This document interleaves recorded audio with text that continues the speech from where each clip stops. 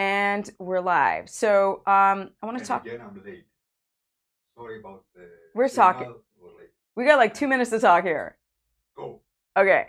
I want to ask you, do you have any energy today? Yeah. Good energy? Energy.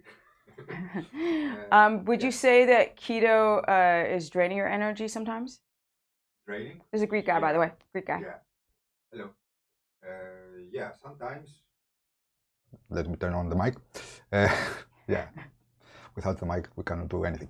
So, yeah, sometimes, especially afternoon, after my lunch, like 3 or 4 o'clock.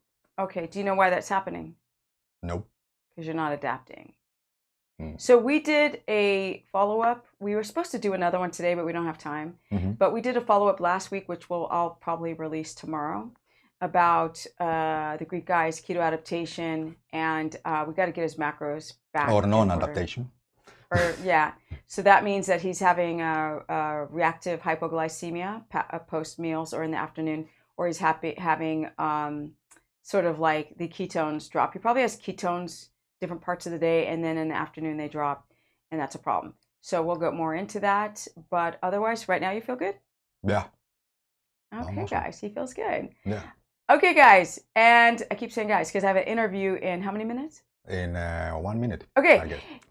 StephaniePerson.com for consultation, Stephanie Ketogenic for my Instagram, Stephanie Business Person for my Facebook fan page, and I have a course. It's an amazing course, $15 a month, but you learn a lot. Keto, carnivore, omnivore, and low carb, high fat. Here are these ugly font graphics, but hey, you know. Wait, that way. They're not and ugly. I'm out. Bye, guys.